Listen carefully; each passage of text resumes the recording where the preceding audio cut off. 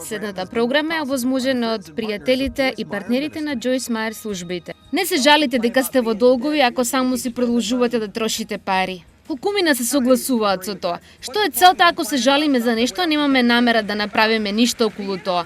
Дали знаете колку од вашите проблеми ние можеме да ги поправиме само ако сакаме?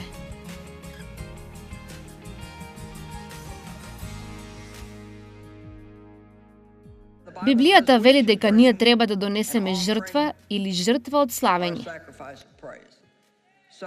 Така, славењето Бог го гледа како една жртва, а ние го нудиме нашето славење. И славењето едноставно е историја или раскажување. А тоа е случка за нешто добро што Бог го направил за вас. Така, кога ние се собираме заедно во нашите мали групи, што ги речете да зборуваме за добрите работи што Бог ги прави, наместо да наоѓаме нешто? А колку од вас веќе ви е до овде да го слушате народот како се жали за се. Мислам, само тоа го слушате. Тоа е како веќе не можам да стојам ако треба да слушам уште повеќе поплаки. Оној кој, Псалм 50:23 вели, оној кој принесува жртва благодарствена, тој ме прославува. Оној кој го следи мојот пат, нему ќе му го покажам моето спасение. Преку Христос, ајде, постојано и во секое време да донесуваме жртва на славење.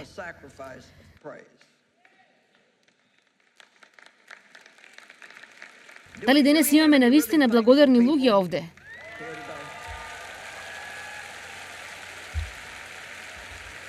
Видете, јас ви кажам, вам не ви треба оваа порака.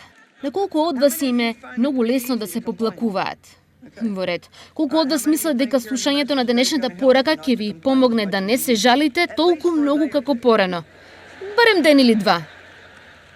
Мој Боже, ние би требало да бидеме толку благодарни. Мислам, нема да одиме во пеколот.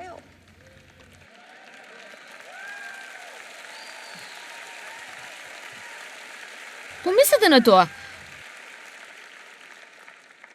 Вие ќе живеете вечно. Вау, и тоа во Божјето присуство. Колку прекрасно е тоа. Во ред. Поплакувањето е грев.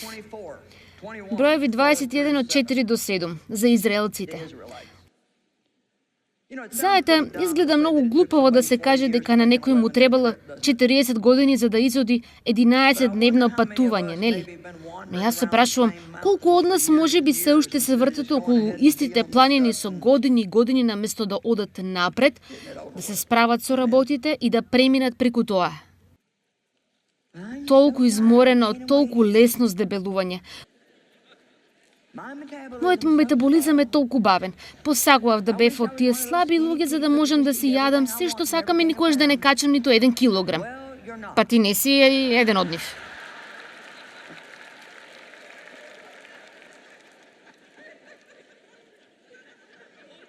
Едноставно само справи се со тоа. Амин. Знаете, ние само треба, мислам, нема смисол ако јас се жалам за па јас морам да патувам цело време за службата, толку сум изморена од пакување и распакување, од тоа да бидам во хотели, мра. Ако јас сакам да го правам ова. Ве молам, ајде да престанеме да се поплакуваме за работите кои ние сами сме ги избрале да ги правиме. И што и да изберете да правите, ќе има добар дел од тоа и ќе има добар дел од тоа кој нема да ви се допаѓа. Се доаѓа со привилегии и придобивки, но доаѓа и со испитувања и неволје. Амин. Ако мислиш дека е тешко да си самец, чекај додека да стапиш во брак.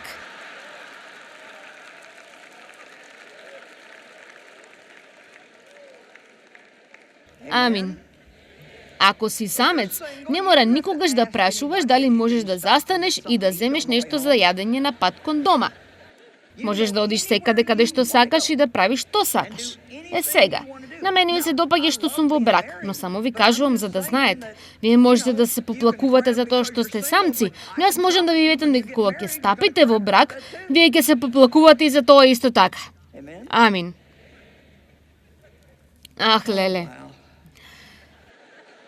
И најпосле ова е третата порака. Не знам, кога почнавме минатата ноќ, 7 часот. До сега јас си кажував што си сакам.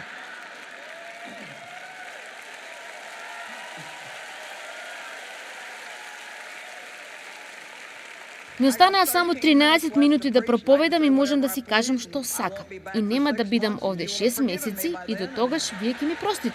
Се ќе биде добро. Луѓе, молете се за мене да престанам да се поплакувам. Ќе се молите ли? Само молете се за мене и јас за вас, за да можеме да престанеме со поплаките и мрморењето.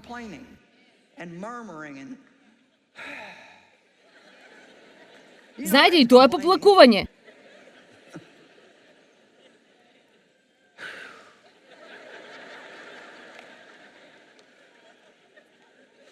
Дали го правите тоа? Само вака.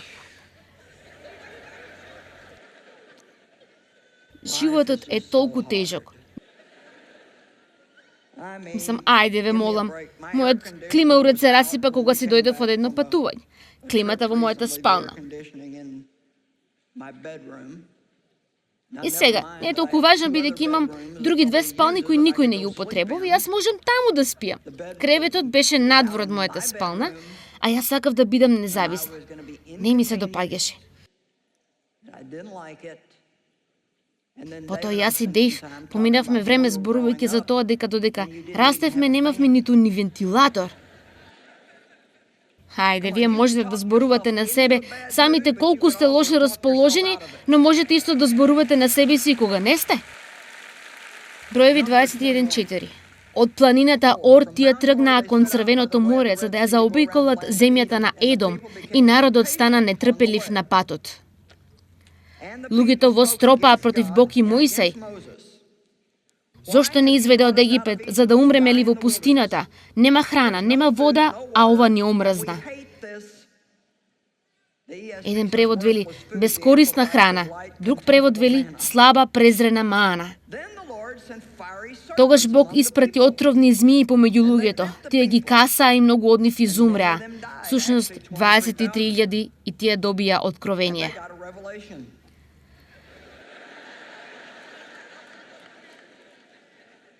Замислете го ова. И народот дојде кај Мојсей и рече: ние сгрешивме.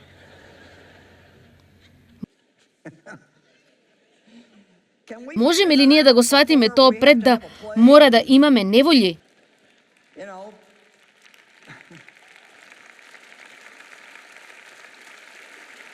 Живеејќи во куќа полна со благодарност и ценење. Ајде, ценете го тоа што го имате.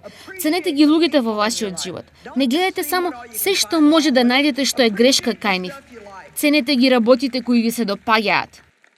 Јас малку се жалев ова утро. И мразам да го кажувам тоа откако поучувам за тоа да не се поплакуваме, но мојот сопруг сакаше да ми ја поправи мојата коса.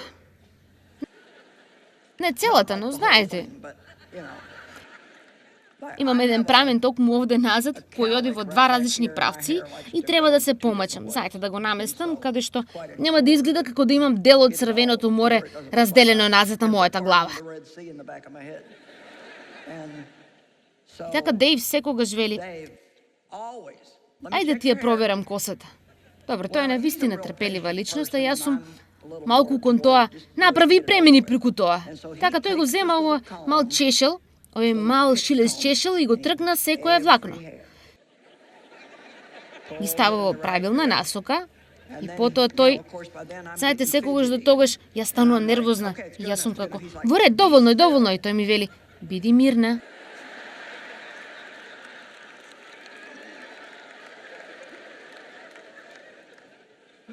Тогаш јас велам: добро, твојата коса ти е залепена назад.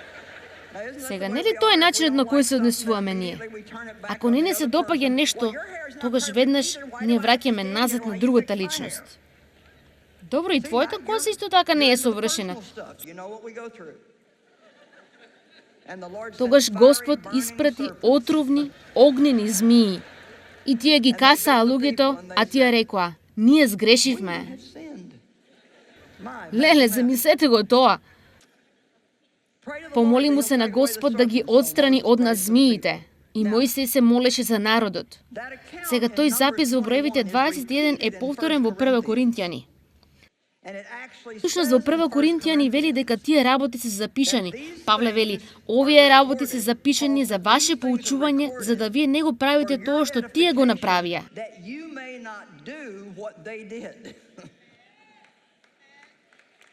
Ајде.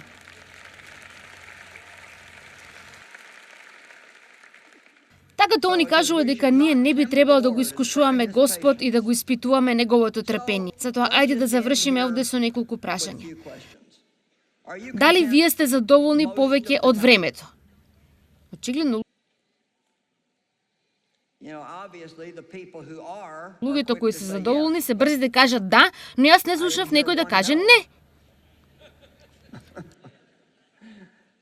Сигурно сум дека има некој тука. Павле вели: јас научив да бидам задоволен. Тој не вели дека почнал така. Тој вели дека го научил тоа. Знаете што мислам јас? Дека еден од начините што ги научивме е дека апсолутно е бескорисно да се поплакуваме. Ние добиваме одговори од Бог преку молитва, не преку жалење. И кога ние се молиме, а потоа се жалиме кое што го правиме, ние се молиме во нашето време за молитва наутро. Ах, Боже, помогни ми со ова, помогни ми со тоа, помогни ми. Одиме на ручек со некоја сестра по пладнето и се жалиме за се што сме се молеле тоа утро. Дали ти си личност која има високи побарувања? Па барем добив едно смеење. Знаете, моите омилени работи се такви што јас ги нарекувам малку побарувачки. Тие доаѓаат на работа на време, си ја вршат работата, одат на ручек, се враќаат на време, си ја вршат работата, ги седат упатствата.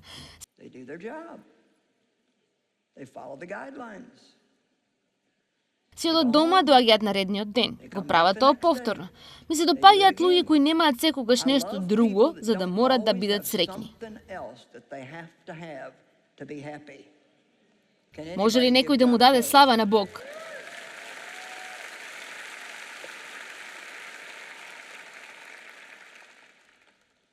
Тема да ви се допадне ова, но јас сепак ќе го прочитам. Лука 3:14. И војниците го прашаа Исус: што да правиме ние? Тој рече: не земајте насила пари од никој преку закани или лажни обвинувања и бидете задоволни со вашите плати.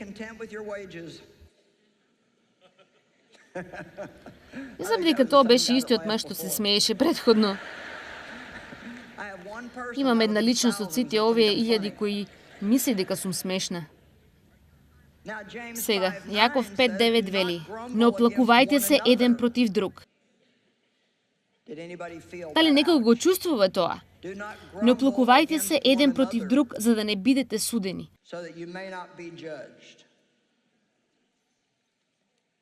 Не се жалете. Сега, ова е од мене подорак од мене за вас. Не се поплакувајте за нешто за кое не сте спремни ништо да сторите.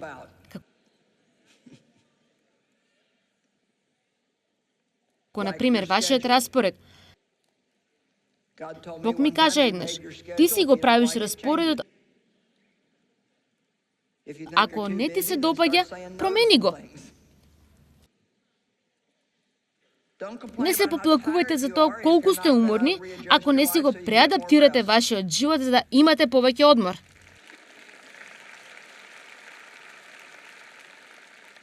Ќе ви го свртам грбот кога ќе го кажам ова. Има помалку луѓе овде кои ќе ми се налутат, така да... Не се жалите дали имате прекумерна тежина ако продолжувате да се прејадувате.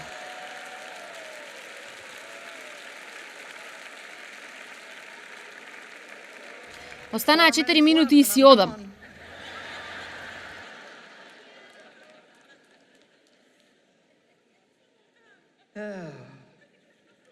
Не се жалите за тоа дека сте во долгови ако само си продолжувате да трошите пари. Колку од вас се согласуваат со тоа? Што е смислата за поплаки за нешто за кое ништо немаме намера да направиме? Дали знаете дека сите наши проблеми можеме да ги решиме само ако сакаме? Во ред, уште еден стих и ќе ви дадам бакнеш.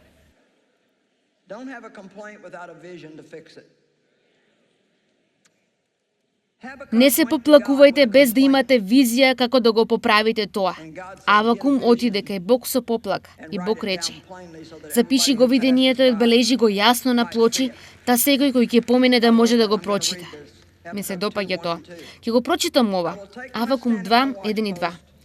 Застанав на стража и стоејќи на кулата наблюдував за да разберам што ќе ми каже тој и што да одговорам во врска со мојата поплака. Значи, Авакум отишол кај Бог со поплака и Бог ми одговори. Запиши ја визијата, обележи ја јасно на плоча, та секој кој ќе помине да може да го прочита.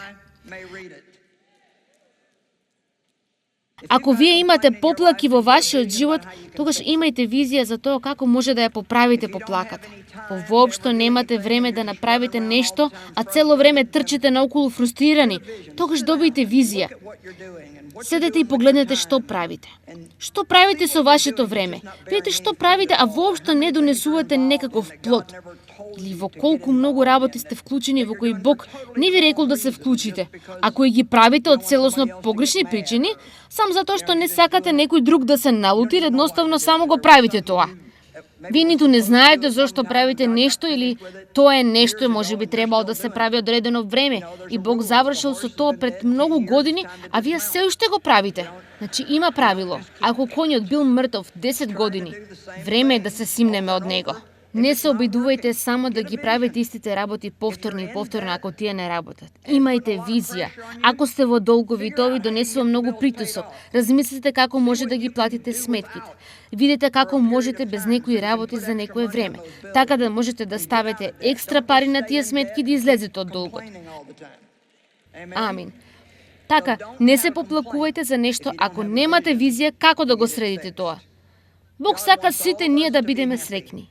Неемија се жалеше за урнатите зидови, така да тој доби визија и план како да ги поправи. Мартин Лутер Кинг имаше поплака за расизмот и тој доби визија како да го сопре тоа.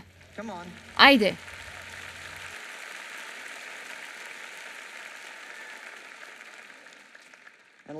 И на крај, ајде само да ве потсетам повторно. Ако се поплакувате за нешто, тогаш не се ни тумачите да се молите за тоа. Ќе ви кажам накратко една вистинска случка. Група на пастори кои ги знам отише на риболов во океанот. Ноќно рибарење на брегот на Калифорнија.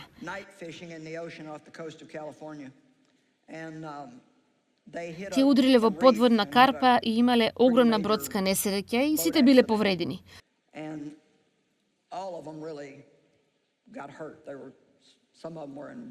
Некои од нив биле во навистина лоша состојба. Успеале да ја контактираат крај брежната стража, а кога стражата дошла таму, за кој мислам дека е правило во морето, тие рекле: "Дали имаме дозвола да пристапиме, господине?"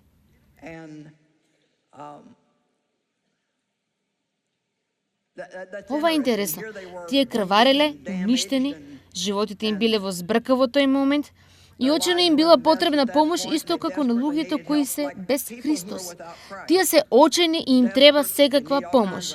Крварат однатре, имаат скршени срца и сепак Исус нема да дојде без да праша за дозвола. Така, денес јас мислам дека Исус вели на некои луѓе: "Дали имам дозвола да дојдам, господине? Дозвола да дојдам, Господјо?" Знаете што? Тоа е толку едноставно. Бог ве љуби, без разлика колку смрдливи сте биле. Бог ве љуби. Не постои толку длабока јама која тој не може да ја достигне и да ве извади надвор од неа. Тој сака да направи нешто прекрасно во вашиот живот и не е прекасно за вас. Нема толку голем грев кој не може да биде опростен. Но ти треба да бидеш спремен да направиш една работа, а тоа е да кажеш дека веруваш дека Исус е Синот Божи. Веруваш дека тој навистина ги зеде твоите гревови врз себе. Тој умре за тебе, на твоето место. Твоите гревови се простени ако го примиш и донесеш одлука дека сакаш да се оддалечиш од гревот.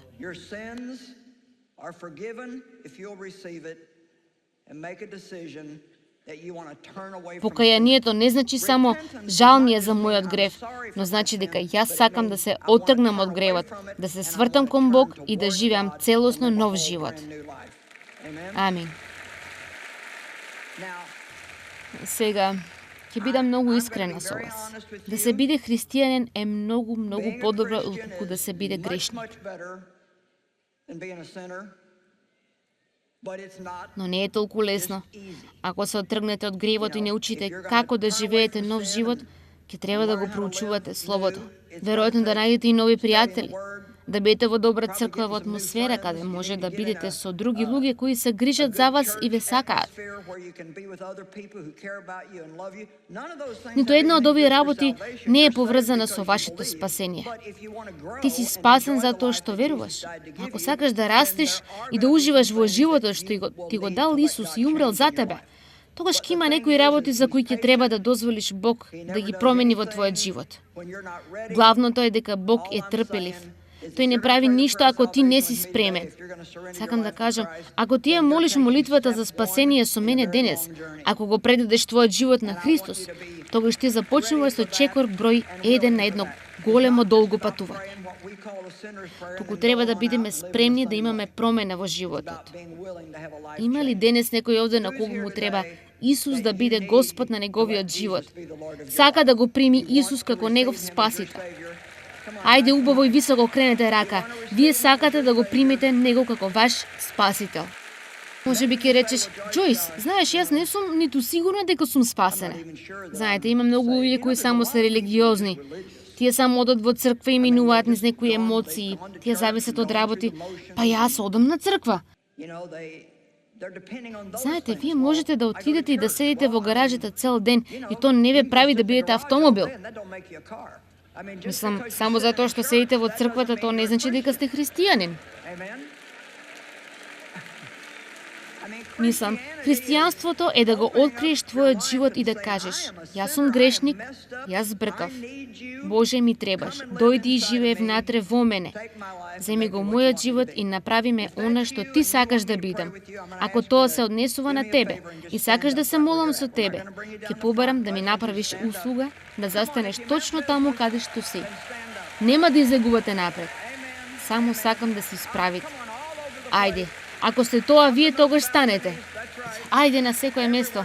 Станете таму на балконите. Ете така, секаде каде што сте. Ајде денес овде да имаме пробуда и да го направиме ѓаволот на вистина гневен. Ајде во ред, сега слушајте. Сите ние ќе ја молиме оваа молитва со вас. Јас не ве повикав да станете за да ве засрамам, но ако не сте спремни да се исправите овде, тогаш нема да го направите тоа ниту надвор во светот. Затоа јас сакам да ги замолам луѓето да го направат тоа, бидејќи со тоа некако потврдувате за себе велики: гледај, јас сум сериозна за ова. Ајде да се молиме. Татко Бог, јас те љубам. Исусе, јас верувам во тебе. Јас верувам дека ти умре за мене и жал ми е за моите гревови. Јас се каам. Се оттргнувам од гревот и се свртувам кон тебе. Јас верувам. Јас те примам сега, Исусе. Да бидеш мој спасител, да бидеш мој Господ, да бидеш мој пријател. Се давам себе си на тебе. Земи ме таква како што сум и сега направи ме таква како што ти сакаш да бидам. Ти благодарам. Сега, јас верувам дека сум спасена. Моите гревови се простени. Јас сум на пат кон небото и јас ќе уживам во патувањето. Ајде да му дадеме слава на Бог за сите овие нови души денес. Амин. Поплаките сигурно може да ги направат нашите молитви неефективни. Наместо тоа, ние треба да се фокусираме и да бидеме благодарни за добрите работи што Бог ги донел во нашите животи.